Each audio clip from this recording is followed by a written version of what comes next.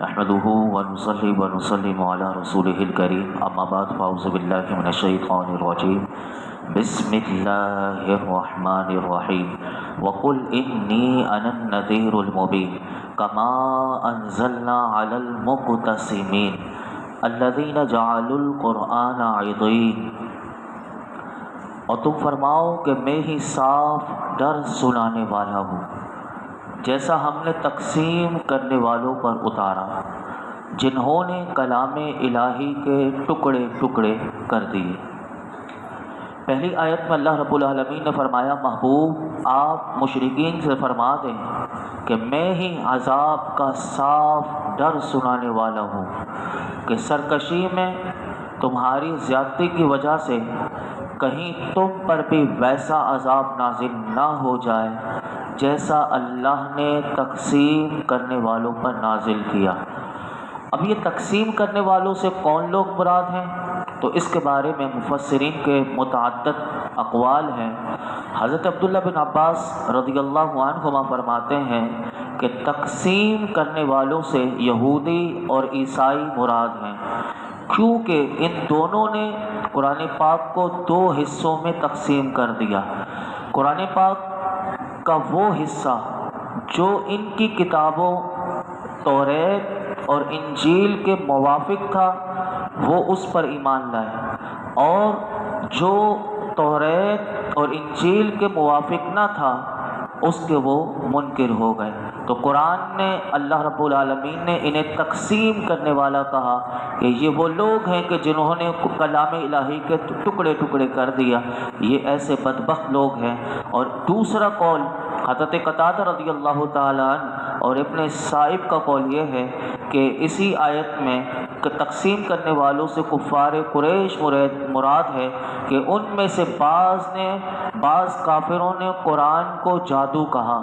بعض نے قرآن کو کہانت کہا، بعض نے افسانہ کہتے تھے۔ اس لیے یہ لوگ تھے جو قرآن کے بارے میں مختلف اقوال تھے اور یہ قرآن کو انہوں نے بھی تقسیم کیا۔ ایک قول یہ ہے، اور ایک قول یہ ہے کہ بانٹنے والے یعنی تقسیم کرنے والوں سے وہ 12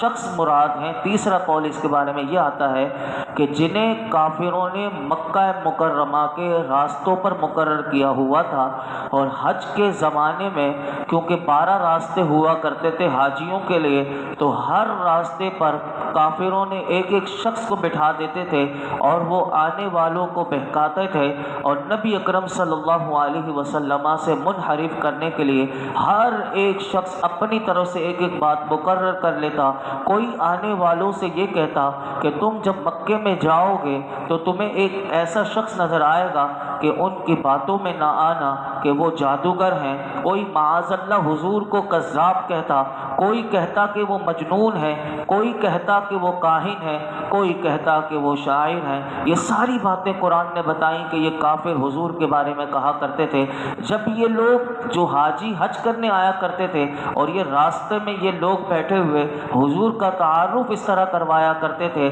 یہ لوگ ان کی باتیں سن کر جب خانہ کعبہ کے دروازے پر آتے تو مفسرین کہتے ہیں کہ وہاں ان کو ولید بن مغیرہ خانہ کعبہ کے دروازے کے پاس ملتا، اس سے رسول اللہ صلی اللہ علیہ وسلم کا حال دریافت کرتے اور کہتے کہ ہم نے مکہ مکرمہ آتے ہوئے شہر کے کنارے ان کی نسبت ایسا ایسا سنا، تو وہ ولید بن مغیرہ ان آنے والوں کو کہتا کہ تم نے جو حضور کے بارے میں سنا ٹھیک سنا، اس طرح یہ بدبخت بھی مخلوق کو بہکاتا اور گمراہ کرتا۔ ان لوگوں کو اللہ رب العالمین نے ہلاک کیا، اور ہلاک کیسے کیا آگے کی آیات میں آئے گا کہ ان سب کو جنہوں نے حضور سے دشمنی کی اور لوگوں کو حضور کی دشمنی پر اکسایا، یہ اللہ کے غضب سے نہ بچے۔ آگے ارشاد فرمایا فَوَرَبِّكَ لَنَسْأَلَنَّهُمْ اجمعین عما كانوا يعملون فاصدع بما تؤمر واعرض عن المشرکین۔ تو تمہارے رب کی قسم ہم ضرور ان سب سے پوچھیں گے اس کے بارے میں جو وہ کرتے تھے، بس وہ بات اعلانیہ کہہ دو کہ جس کا آپ کو حکم دیا جا رہا ہے، اور مشرکوں سے منہ پھیر لو۔ پہلی تو آیات میں اللہ رب العالمین نے فرمایا محبوب آپ کے رب کی قسم، یعنی اللہ کو اپنے حبیب سے کتنا پیار ہے کہ قسم بھی اپنے محبوب کی اٹھاتا ہے۔ فرمایا آپ کے رب کی قسم، ہم قیامت کے دن ان مقتسمین کے جو تقسیم کرنے والے ہیں، جو لوگوں کو بانٹنے والے ہیں، فرمایا کہ ان سے ان کے عمل اور دیگر تمام گناہوں کے بارے میں ضرور پوچھیں گے۔ اور دوسری تفسیر اس کی علماء نے یہ کی کہ اے حبیب آپ کے رب کی قسم، ہم قیامت کے دن تمام مکلفین سے ان کے ایمان، ان کے کفر اور دیگر اعمال کے بارے میں ضرور پوچھیں گے۔ اور تیسری آیت میں اللہ رب العالمین نے اپنے محبوب کو رسالت کی تبلیغ اور اسلام کی دعوت سے اظہار کا حکم دیا گیا۔ عبداللہ بن عبیدہ کا قول ہے کہ اس آیت کے نزول کے وقت تک دعوت اسلام اعلان کے ساتھ نہ دی جاتی تھی۔ جب یہ والی آیت نازل ہو گئی کہ فَاسْتَعْ بِمَا تُؤْمَرُ، کہ پس وہ بات اعلانیہ کہہ دو، کہ یعنی آپ کو جس مقصد کے لیے، جس مشن کے لیے آپ کو بھیجا ہے، اب آپ اعلانیہ تبلیغ کریں۔ تو یاد رکھیے کہ اسلام کی دعوت یکدم نہیں دی گئی، بلکہ اس کے کچھ مراحل تھے۔ اعلان نبوت یعنی 40 سال میں میرے آقا علیہ السلام کو جب اللہ رب العالمین نے نبوت سے سرفراز فرمایا، حضور نبی تو اس وقت سے تھے کہ جب حضرت آدم علیہ السلام مٹی اور پانی کے درمیان تھے، میرے آقا تو اس وقت سے، لیکن اظہار جو اللہ وہ اعلان نبوت کا حضور نے 40 سال کی عمر میں فرمایا۔ تو اعلان نبوت جیسے فرمانے کے بعد حضور نے 3 برس تک انتہائی پوشیدہ طور پر اور نہایت رازداری کے ساتھ تبلیغ اسلام کا فرض ادا کرتے رہے۔ اور اس درمیان میں عورتوں میں سے سب سے پہلے حضرت خدیجہ رضی اللہ تعالی عنہ، اور آزاد مردوں میں سے ابو بکر صدیق رضی اللہ تعالی عنہ، اور لڑکوں میں سے حضرت علی رضی اللہ تعالی عنہ، اور غلاموں میں سے حضرت زید بن حارثہ رضی اللہ تعالی عنہ ایمان لائے۔ 3 سال کہ اس خفیہ دعوت میں اسلام میں مردوں اور عورتوں کی ایک تعداد اسلام قبول کر کے حضور کے دامن اقدس سے وابستہ ہو گئی۔ اس 3 سال کے بعد اللہ رب العالمین نے سورہ شعراء کی آیت یہ والی نازل کی اپنے محبوب پر کہ وَأَنذِرْ عَشِيرَتَكَ الْأَقْرَبِينَ۔ ابھی تک یہ خفیہ طور پر دعوت دی جا رہی تھی، اب اللہ نے اگلا حکم نازل کیا اور فرمایا محبوب آپ اپنے قریبی خاندان والوں کو اللہ سے ڈرائیے۔ اب دیکھیں اللہ کے نبی جیسے اللہ کا حکم ملا، اب اگلا اعلان حضور نے کس طرح کیا۔ اب جب یہ والی آیت نازل ہوئی تو میرے آقا کوہ صفا کی چوٹی پر چڑھ کر حضور نے قبیلہ قریش کو پکارا، کیونکہ حضور کا خاندان یہی قریش تھا۔ حضور نے اپنے قبیلہ قریش کو پکارا۔ جب سب قریش جمع ہو گئے تو میرے آقا نے فرمایا اے میری قوم، اگر میں تم لوگوں سے یہ کہہ دوں کہ اس پہاڑ کے پیچھے ایک لشکر چھپا ہوا ہے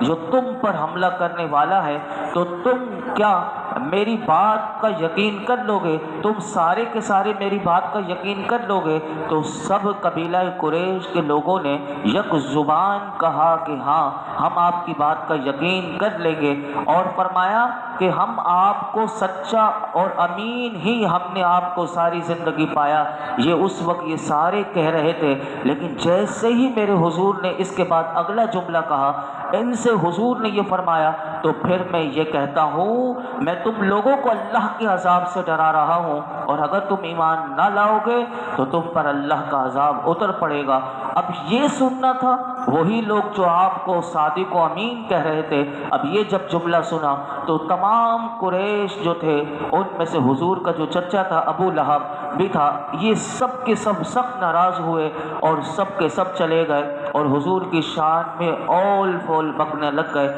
اب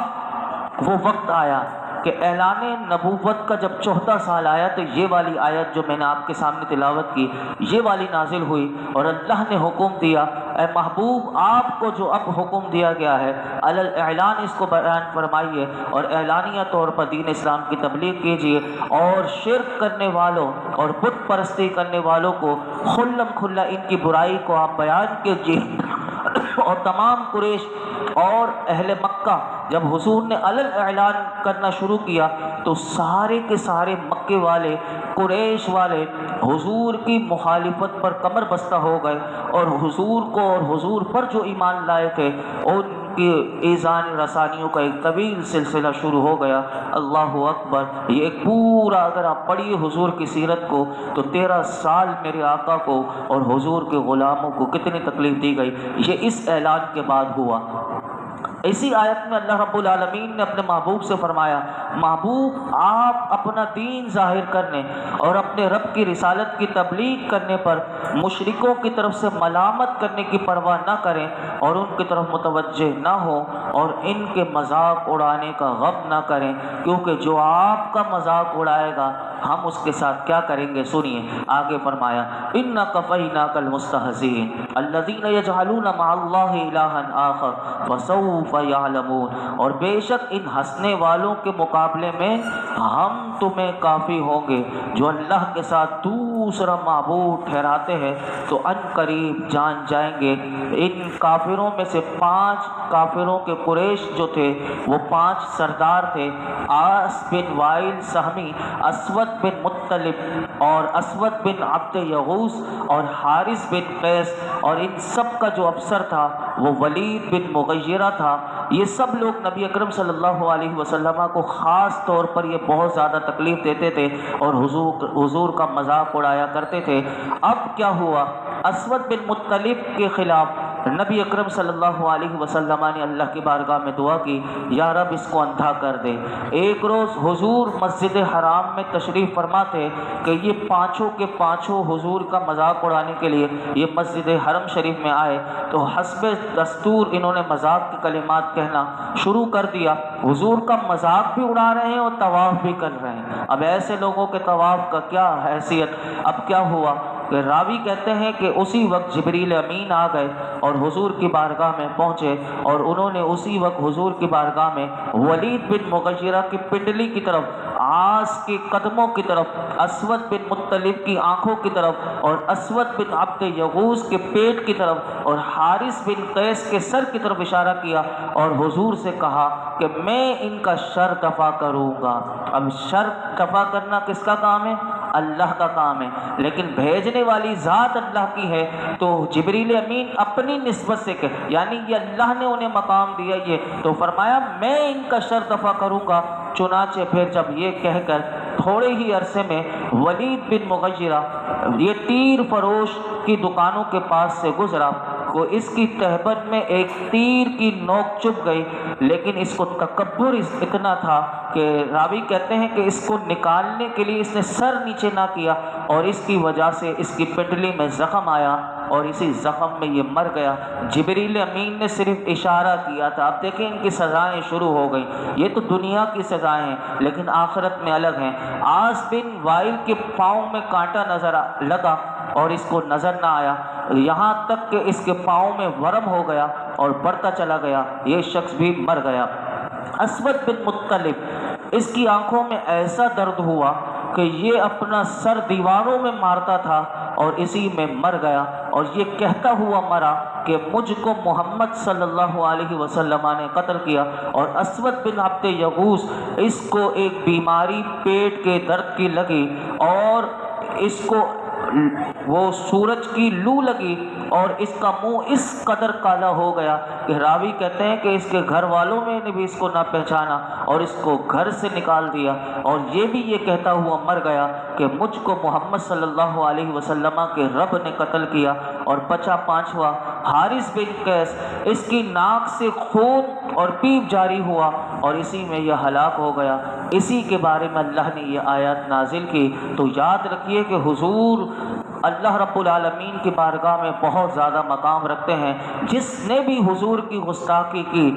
ویسے تو دنیا میں صحابہ نے ان سب کو واصل جہنم کیا، پھر تابعین سے لے کر آج تک بھی وہ گستاخ کوئی بھی بچا نہیں اور انشاءاللہ قیامت تک کوئی بچے گا نہیں۔ اگر بچانے والے ان کو جتنا بھی بچا لیں تو وہ یہ آیت یاد یاد رکھے ان کفیناک المستہزئین، اللہ نے فرما دیا کہ بے شک ان ہنسنے والوں، ان مذاق اڑانے والوں، یہ چاہے کچھ بھی گستاخی کریں گے لیکن اللہ فرماتا ہے کہ ہم تمہیں کفایت کرتے ہیں۔ اور پھر اللہ جس کے لیے کافی ہو جائے، اور اپنے محبوب کے مذاق اڑانے والوں کے لیے پھر اللہ کیسا کافی ہوگا کہ پھر انہیں کہاں تک وہ پہنچ جائیں گے اور واصل جہنم ہوں گے۔ آخری 3 آیات بیان کر کے میں اپنی گفتگو مکمل کرتا ہوں، اور یہ سورہ حجر کا بھی آج اختتام ہو جائے گا، اور کل سے انشاءاللہ سورہ نحل کا آغاز ہوگا۔ فرمایا وَلَقَدْ نَعْلَمُ أَنَّكَ يَضِيقُ صَدْرُكَ بِمَا يَقُولُونَ فَسَبِّحْ بِحَمْدِ رَبِّكَ وَكُن مِّنَ السَّاجِدِينَ، اور بے شک ہمیں معلوم ہے ان کی باتوں سے آپ کا دل تنگ ہوتا ہے، تو اپنے رب کی حمد کے ساتھ اس کی پاکی بیان کرو اور سجدہ کرنے والوں میں سے ہو جاؤ۔ اس آیت میں اللہ رب العالمین نے فرمایا محبوب ہمیں معلوم ہے کہ آپ کی قوم کے مشرک آپ کو جھٹلاتے ہیں، آپ کا اور قرآن کا مذاق اڑاتے ہیں، آپ کو بڑا دکھ اور درد اور ملال ہوتا ہے، تو آپ ان کے اس استہزاء کرنے پر نہ جائیں، بلکہ آپ یہ کام کیجئے محبوب کہ آپ تو اپنے رب کی حمد بیان کیجئے، پاکی بیان کیجئے اور سجدہ کرنے والوں میں سے ہو جائیں، کیونکہ اللہ کی عبادت کرنے والوں کے لیے تسبیح اور عبادت میں مشغول ہونا یہ غم کا بہترین علاج ہے۔ اس آیت سے علماء نے یہ ایک مسئلہ بیان کیا اور یہ ایک علاج بتایا کہ اگر کوئی شخص بہت زیادہ غمگین ہو،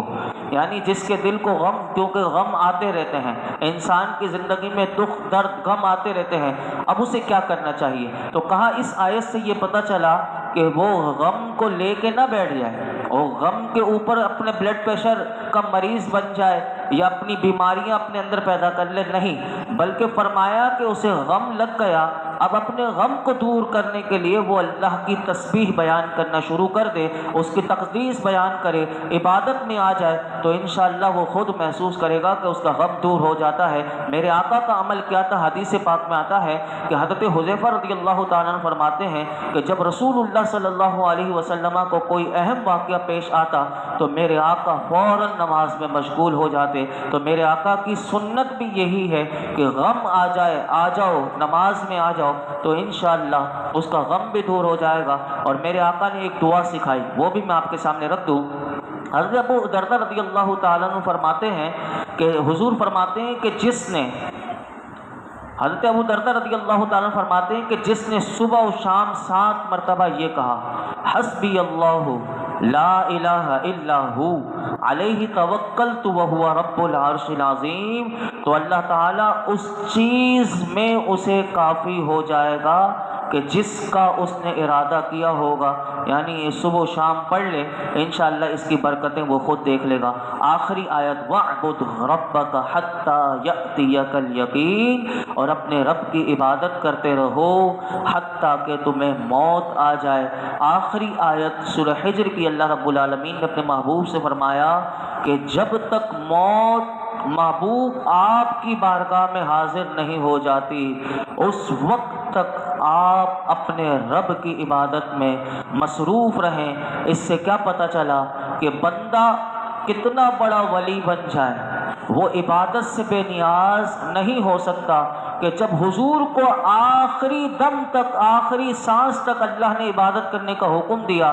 تو پھر وہ جو آج ہمارے معاشرے میں پائے جاتے ہیں کہ جو اپنے آپ کو بہت بڑے بلند مقام پر فائز سمجھتے ہوئے اور یہ سمجھتے ہیں کہ عبادات کے معاملے میں خود کو بے نیاز جانتے ہیں، ان سب کے لیے اس آیت میں پیغام ہے کہ وہ سوچ لیں کہ کہیں شیطان نے ان کے اوپر خفیہ اور خطرناک وار کر کے اپنا شکار تو نہیں بنا لیا، کیونکہ شیطان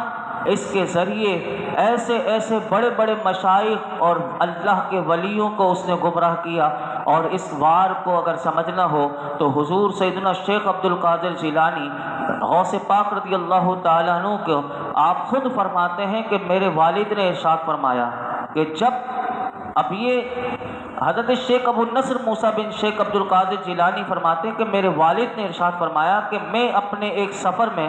صحرا کی طرف نکلا اور چند دن وہاں ٹھہرا، مجھے پانی نہیں ملتا تھا اور پانی کی اتنی پیاس مجھے لگی. اب یہ دیکھیے اللہ کے کتنے بڑے ولی. فرماتے ہیں کہ اچانک مجھ پر ایک بادل نے وہ سائبان کیا، مجھ پر سایہ کیا، اور اس میں سے مجھ پر بارش کے مشابہ ایک چیز گری. میں نے اس سے سیراب ہو گیا. پھر میں نے دیکھا کہ ایک نور کو دیکھا کہ جس سے آسمان کا کنارہ روشن ہو گیا، اور ایک شکل ظاہر ہوئی کہ جس سے آواز آئی، اے عبد القادر، میں تیرا رب ہوں اور میں نے تم پر حرام چیزیں حلال کر دی ہیں. تو جب اس نے یہ کہا نا کہ حرام چیزیں حلال کر دی، کہتے میں نے فوراً کہا اعوذ باللہ من الشیطان الرجیم، اور پڑھ کر کہا اے شیطان لعین دور ہو جا. تو جیسے میں نے اعوذ باللہ پڑھا تو وہ جو نور تھا وہ اندھیرے میں بدل گیا، اور وہ شکل جو تھی وہ دھوئیں میں تبدیل ہو گئی. پھر اس نے مجھ سے کہا اے عبد القادر،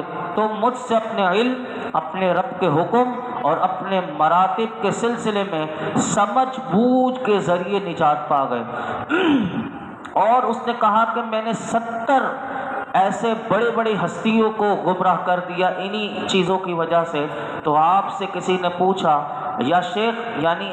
یا غوث پاک سے پوچھا کہ یہ بتائیے کہ آپ نے پہلے تو اس کو شیطان کو یہ جواب دیا کہ یہ میرے رب کا فضل اور احسان ہے. پھر کسی نے، شیخ ابو النصر موسیٰ فرماتے ہیں کہ آپ سے پوچھا گیا کہ آپ نے کس طرح پہچان لیا کہ یہ شیطان ہے. تو آپ نے فرمایا اس جملے سے کہ میں نے تمہارے لیے حرام چیزوں کو حلال کر دیا. اب یہ یاد رکھیے گا، اس جملے سے آپ نے شیطان کے وار کو پہچان لیا. تو یاد رکھیے گا، معاشرے میں اگر کوئی حرام کو حلال کر دے تو وہی شیطان کا سب سے بڑا پیروکار ہوگا. اور آج ہمارے معاشرے میں ایسی حرام چیزوں کو حلال بنا کر، ایسے آئین بنا کر، ایسے قانون، یہ ٹرانسجینڈر جس کو یہ پاس کر لیا گیا، یہ بتائیے یہ کتنا بڑا حرام کام ہے، اور اس کو لوگوں کے لیے حلال کر دیا گیا. ایسے لوگ ہمارے معاشرے میں بھی آج شیطان کے پیروکار بن کر وہ سامنے آ رہے ہیں. اللہ رب العالمین ایسے تمام شیطانوں سے ہماری حفاظت فرمائے. الحمدللہ رب العالمین، والصلاة والسلام على سید الانبیاء والمرسلین وعلى آلہ واصحابہ اجمعین. اللہ پاک جو کچھ ہم نے سنایا اس میں کوئی غلطی کوتاہی معاف فرما، اپنی بارگاہ میں قبول فرما. قرآن حکیم کا نور عطا فرما، اس کی برکتیں عطا فرما. مولائی کریم قرآن پاک کی برکت سے یا اللہ تو ہم سے راضی ہو جا. اللہ ہمارے گناہ معاف کر دے. ہمارے چہرے میں، ہمارے دل میں، ظاہر باطن میں، اوپر نیچے دائیں بائیں قرآن کا نور عطا کر دے. اللہ نور عطا کر دے. نور قرآن میں زندگی بسر کرنے کی توفیق عطا فرما. اسی نور کو ہماری قبر میں بھی مولائی کریم ہمیں عطا فرما، اور کل محشر کے میدان میں اس نور کے ساتھ ہمیں مولائی کریم جنت الفردوس میں اپنے محبوب کے قدموں میں جگہ عطا فرما. اللہ یہ جتنے حاضرین موجود ہیں، جس کے دل میں جو مراد ہو، مولائی کریم سب کی مرادوں پر اپنی رحمت کی نظر فرما. وصلی اللہ تعالی علی خیر خلق محمد وعلی آلہ وصحبہ اجمعین.